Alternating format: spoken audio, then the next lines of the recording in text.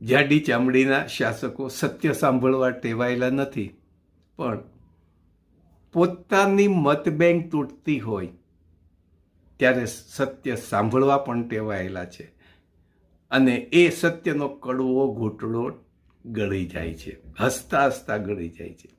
આવું તાજેતરમાં એક બન્યું કે અમદાવાદના સરદાર ધામ આયોજિત એક કાર્યક્રમ હતો. એમાં આપણા માનનીય સીએમ ભૂપેન્દ્રભાઈ પટેલ હાજર હતા, અને એમની હાજરીમાં એક પટેલ આગેવાન, જેને હું સેલ્યુટ પણ કરું છું, એનું નામ છે ગગજીભાઈ સુતરિયા. એણે જાહેરમાં એક ટકોર કરી કે ગુજરાતની દીકરીઓએ બહાર ફરવા નીકળવું હશે ત્યારે કમર પર રિવોલ્વર રાખીને નીકળવું પડશે. એનો અર્થ એવો થયો કે ગુજરાતમાં કાયદાને વ્યવસ્થાની સ્થિતિ કથળી છે. આટલું બોલ્યા છતાં આપણા સીએમ સાહેબ હસતા રહ્યા.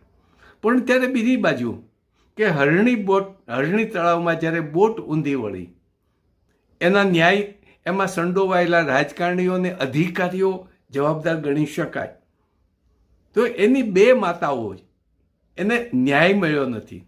વારંવાર સીએમને મળવા માટે પ્રયત્ન કર્યા છે એવું છાપાના અહેવાલો કહે છે, પણ ન્યાય માટે એને કોઈ મુલાકાત આપતા નથી. તો એની સભામાં એ બંને માતાઓ પહોંચી અને પોતાની વ્યથા રજૂ કરી, ન્યાય આપવા માટે અપીલ કરી. અને જ્યારે આવું માતા બોલે ત્યારે એનો ઉશ્કેરાટ તો હોય જ. ત્યારે તરત જ સીએમ સાહેબ બોલ્યા, બેસી જાઓ, તમે કોના કહેવાથી આવ્યા છે, ક્યાં એજન્ડાથી તમે આ વાત કરો છો?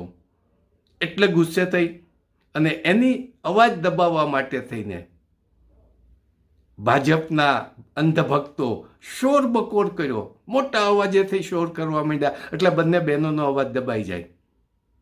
ન્યૂઝ મીડિયાવાળા સાંભળી ન શકે, અને તરત જ ભૂપેન્દ્રભાઈ સાહેબે સિક્યોરિટી ગાર્ડને બોલાવી અને એ બંને બહેનોને પોલીસ સ્ટેશને લઈ ગયા.